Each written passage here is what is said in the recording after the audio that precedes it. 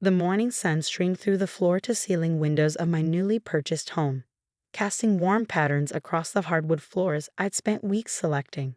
At 35, I'd finally achieved what once felt impossible, a $1.5 million house in Boston's prestigious Newton neighborhood, bought entirely through my own hard work and determination. Standing in my kitchen, running my hands across the marble countertops, I could hardly believe it was real. 15 years of 80-hour work weeks as a corporate lawyer, living in tiny apartments, saving every penny, and finally making partner had led to this moment.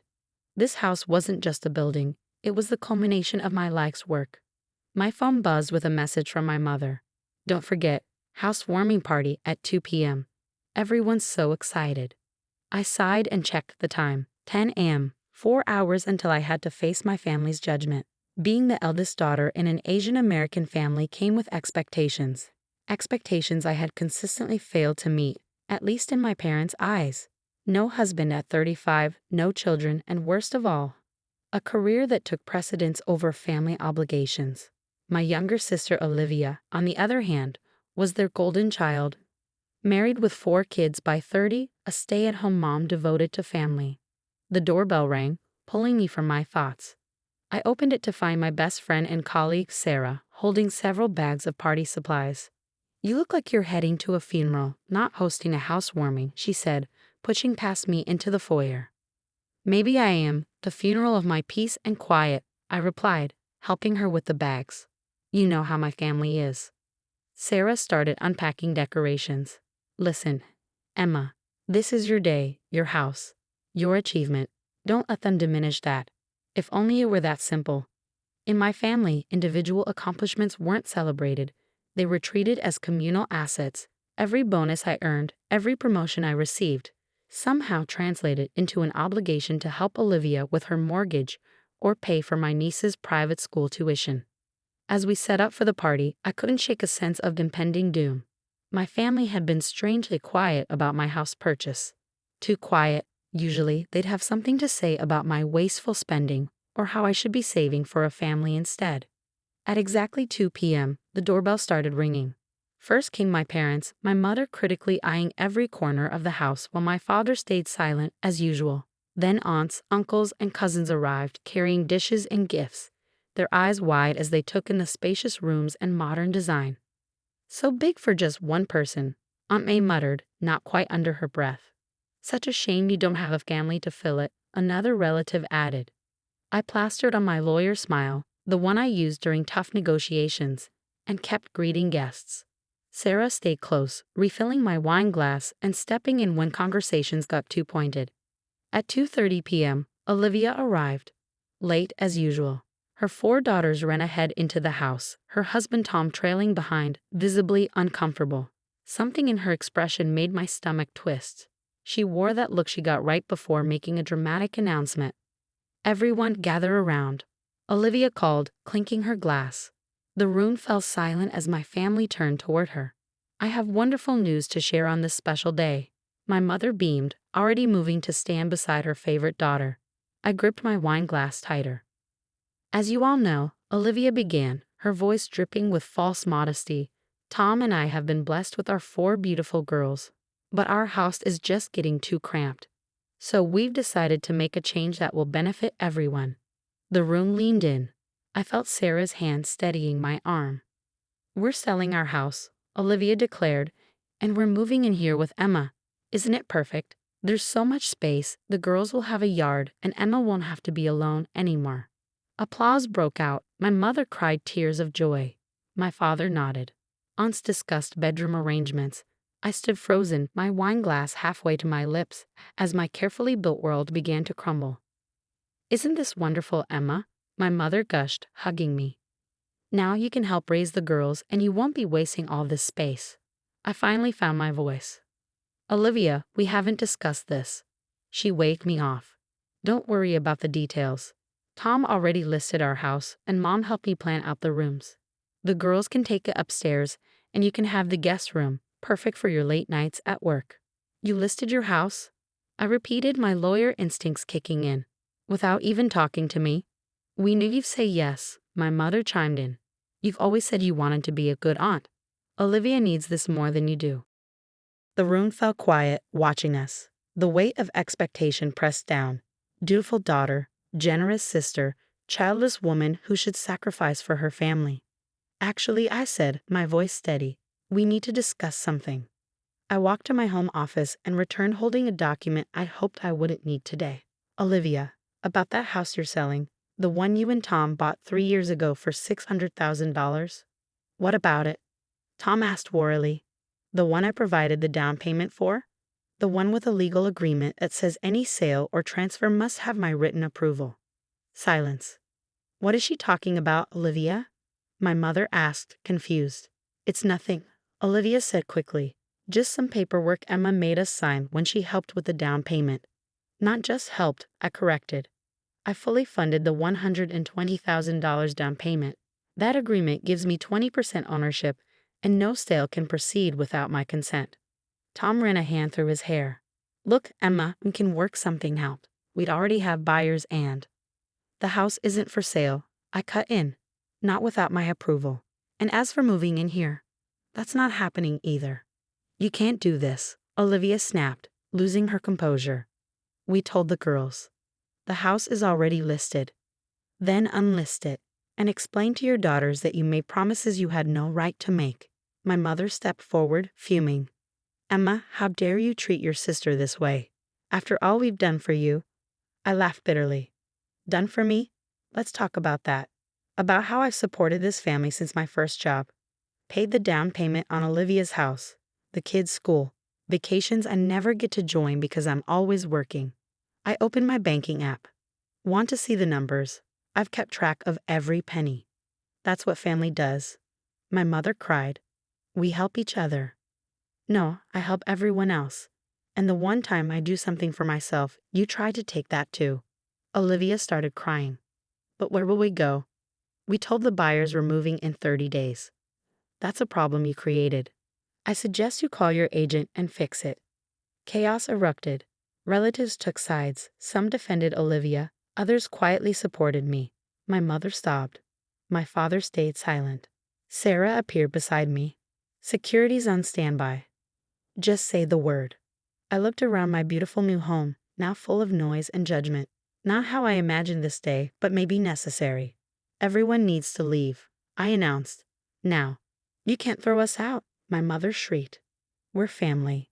Yes, we are, I said. But this is my home, and I'm asking you to leave. If you refuse, security will escort you. Right on cue, 2 uniformed officers appeared. Sarah's idea, and a brilliant one. One by one, muttering and glaring, they left. Olivia was last, her kids confused and crying, Tom dragging her out. You'll regret this, she hissed, when you're old and alone. I met her eyes. No, Olivia. I regret not doing this sooner. As the door shut behind them, silence returned. Sarah wrapped her arm around me. You okay? I looked around, my house, my rules, my peace. No, I said. But I will be. The sound of engines faded as my family drove away. I stood alone in my dream home, feeling both heavier and lighter than ever before. This was just the beginning. The real battle, I knew, was still ahead.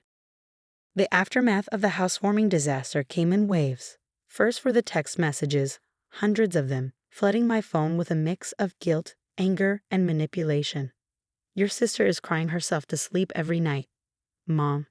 The girls keep asking why Aunt Emma hates him. Olivia, you've torn this family apart. Aunt May, your father is so disappointed. Mom again. I blocked them all, except my father's number, though he hadn't reached out. He never did. Sarah stayed with me that first night, helping clean up the abandoned housewarming party while I forwarded the most threatening messages to my law firm's security team. Being a partner at Morrison & Schmidt had its advantages, including top-tier security protocols for partners facing harassment. You should see what they're posting on Facebook, Sarah said, scrolling through her phone. Olivia's playing the victim card hard. I glanced at her screen. My sister had posted a tearful selfie with her daughters, captioned, heartbroken to tell the girls their aunt chose material wealth over family. Please pray for us in this difficult time. #family first, #betrayed, #homeless. Homeless? I scoffed. She has a house. Partly thanks to me. The next morning, I arrived at my office to find an unexpected visitor. Tom, my brother-in-law, looking distinctly out of place in the firm's sleek reception area. "Emma, please," he said as I tried to walk past him. "Just hear me out." Against my better judgment, I led him into my office. Tom had always been the more reasonable one, often caught between his wife's demands and reality. "Make it quick," I said, sitting behind my desk. "I have a client meeting in 20 minutes. Tom ran a hand through his hair, a nervous habit I'd noticed over the years. "Look, I tried to talk Olivia out of listing the house. I really did. But you know how she gets when she has an idea in her head. And you know how I get when people try to take advantage of me," I replied coolly. "Yet here we are." "The buyers are threatening legal action if we back out," he admitted. "We could lose our deposit, face penalties. That sounds like a consequence of your actions." Tom leaned forward. "Emma, please, we're talking about your nieces here. Where will they go if we lose everything?" "They'll go home, Tom, to the house they already have, the one I helped you buy." I pulled out the property agreement from my desk drawer. "The one you and Olivia tried to sell without my consent, violating this legally binding document." He deflated visibly. "What do you want from us?" "I want you to fix the mess you created. Call the buyers, cancel the listing, and stop trying to manipulate your way into my home. And tell Olivia to stop posting defamatory statements about me online before I'm forced to take legal action." "Legal action? Against your own sister? Would that be worse than what she tried to do to me?" After Tom left, I received an email from my mother. The subject line read, "Family meeting, mandatory." The body contained a restaurant address and a time, 7 p.m. tonight. I forwarded it to Sarah with a single question mark. "Go," she texted back, "but wear your power suit and bring backup." That evening, I walked into an upscale Chinese restaurant wearing my court suit, the one that cost more than my first car, with 2 people beside me, Sarah and James Chen, my firm's top real estate attorney. My family occupied a large private room at the back. Mom, Dad, Olivia, and Tom, Aunt May, and Uncle Peter, the family's self-appointed council of elders. Their expressions darkened when they saw my companions. "This is a family matter," my mother said sharply. "Who are these people?" "My family," I replied, taking a seat. "The kind that actually supports me." James placed his briefcase on the table. "Mrs. Lee, I'm James Chen, representing Emma in this matter. Shall we discuss the illegal attempt to sell property without the consent of all stakeholders?" "Property?" my mother sputtered. "This is about family, about doing what's right." "What's right," James continued smoothly, "is following legal agreements and respecting property rights. My client has documentation of her significant financial contributions to various family members, each with specific conditions that have now been violated." He began laying out documents, the house agreement, records of tuition payments, bank transfers spanning years. Each paper landed like a bomb on the elegant tablecloth. "You kept records," Olivia whispered, looking betrayed. "Of everything." "Of course she did," Sarah interjected. "She's a lawyer, not an ATM." My father spoke for the first time, his voice quiet but clear. "Emma, all this time, why didn't you say something?" I met his eyes across the table. Would it have made a difference? Would anyone have listened? The silence that followed was deafening. James cleared his throat. "My client is prepared to be generous despite recent events. She will not pursue legal action regarding the attempted property sale if certain conditions are met." "Conditions?" my mother scoffed. "We're her family." "Yes," I said firmly, "and these are my conditions. Olivia and Tom immediately cancel the house listing and cease any attempts to sell without proper authorization.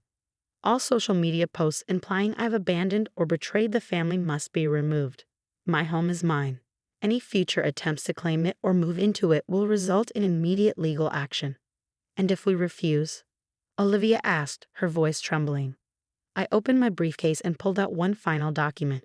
"Then we'll discuss the full audit of the financial support I've provided over the years and the tax implications for unreported gifts exceeding annual limits." The color drained from several faces. In our culture, cash gifts were common and commonly unreported to the IRS. "You wouldn't," my mother breathed. "Try me." The restaurant's elegant clock ticked loudly as my family absorbed the reality of the situation. Years of taking advantage of my success, of assuming my silence had led to this moment. Tom was the first to break. "We'll cancel the listing tonight," he said, ignoring Olivia's glare. "And we'll take down the social media posts." One by one, they agreed to my terms, some reluctantly, others quietly ashamed. As James collected signatures on the documents, I felt no sense of victory, only exhaustion. "I hope you're happy," my mother muttered as we prepared to leave. "You've chosen money over blood." "No, Mom," I corrected. "I've chosen self-respect over exploitation. There's a difference." As I walked out of the restaurant, Sarah squeezed my arm. "You okay?" I looked back at the private room where my family sat, their world irreversibly changed. "Ask me tomorrow," I said. "For now, I just want to go home." My home, my achievement, my rules. 3 weeks after the restaurant showdown, I was settling into a new normal. My phone was quieter, my bank account healthier, and my home remained blissfully mine. The peace came at a price. I was now effectively excommunicated from family gatherings, but the freedom was worth the cost. That morning, as I prepared for court, my father's number flashed on my phone. He had never called me directly before, always letting my mother handle family communications. "Dad?" "Emma." His voice sounded older, tired. "Can we meet?" "Just us." 2 hours later, I found him sitting in a small coffee shop near my office. He looked out of place in his worn jacket among the sleek professionals with their laptops and lats. "Green tea, no sugar," I said, placing the cup in front of him. Some habits never changed. He wrapped his hands around the cup but didn't drink. "Your mother doesn't know I'm here." I figured. "I've been thinking," he continued, staring into his tea, "about what you said at the restaurant, about no one listening." I waited. My father had always been a man of few words, each one carefully chosen. "I should have listened," he said finally. "Should have seen what was happening. Protected you." "Dad." "No, let me finish." He looked up, meeting my eyes. "I was proud, when you got into law school, when you made partner. Every time. But I never said it. Thought it would seem like bragging when Olivia was struggling. So you let them take advantage instead." He flinched. It was easier, keeping peace in the family, but I was wrong. From his jacket, he pulled out an envelope yellowed with age. "Remember when you were 10 and you won that essay contest? About what you wanted to be?" I nodded. I'd written about becoming a lawyer, fighting for justice. My teacher had loved it, but my mother had dismissed it as unrealistic dreaming. "I kept it," he said, sliding the envelope across the table. "Every time your mother said you were too ambitious, too American, I read it again. Reminded myself that my daughter had fire." My throat tightened as I opened the envelope, seeing my childish handwriting preserved for 25 years. "Why are you showing me this now?" "Because you still have that fire," he said simply. "And I want you to know, one parent understands why you couldn't let them put it out." We sat in silence, drinking tea, the old essay between us like a bridge across years of unspoken words. "There's something else," he added, pulling out another envelope, this one crisp and new. "I've changed my will." "Dad, I don't want." "Listen," he cut me off. "Your mother thinks everything will be split equally between you and Olivia, but I've made some private investments over the years. Good ones. They're yours now." He slid over documents showing stock holdings, investment accounts, and property deeds I'd never known about. "How?" I whispered, scanning the impressive figures. A slight smile crossed his face. "I was an accountant for 40 years, Emma. Did they think I didn't know how to save? How to invest? I watched you build yourself up from nothing. This is me helping you stay strong." "Does Mom know about these accounts?" "No, and Olivia can't touch them. It's all in a trust, ironclad. I have my own lawyer's check." I stared at my father, seeing him in a new light. All these years, his silence hadn't been weakness, it had been strategy. "Why didn't you ever say anything? When they demanded money, when they tried to take my house?" "Because you needed to stand up for yourself," he replied. "And you did. Stronger than I ever was." He finished his tea and stood. "I should go. Your mother will wonder where I am."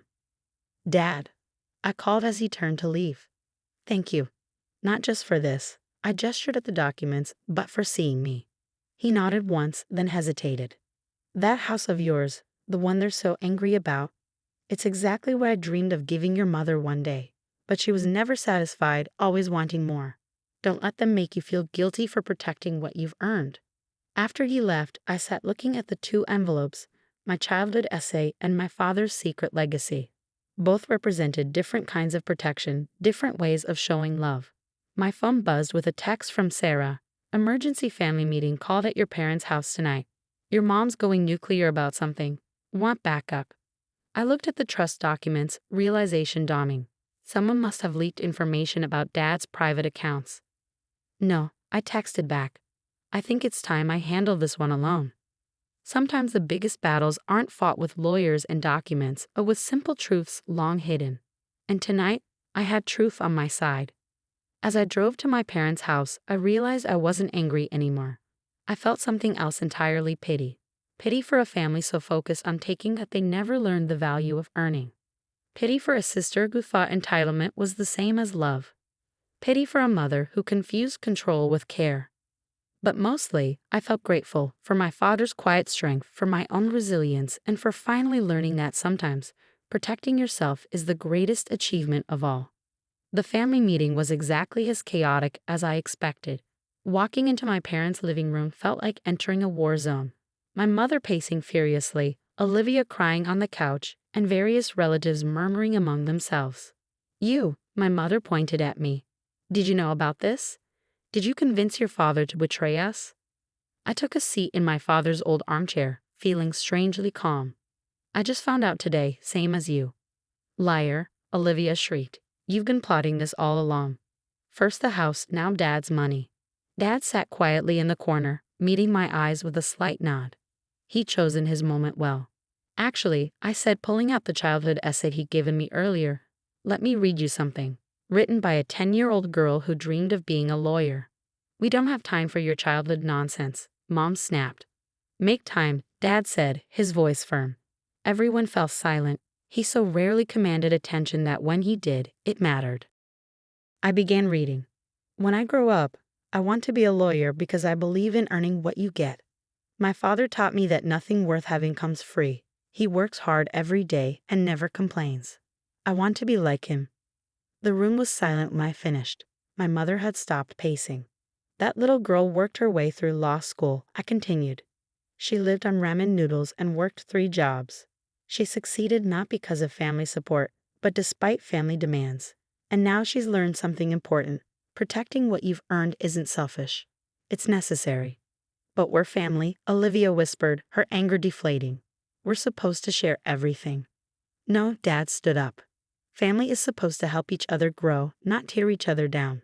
I watched you all take and take from Emma, never asking what it cost her.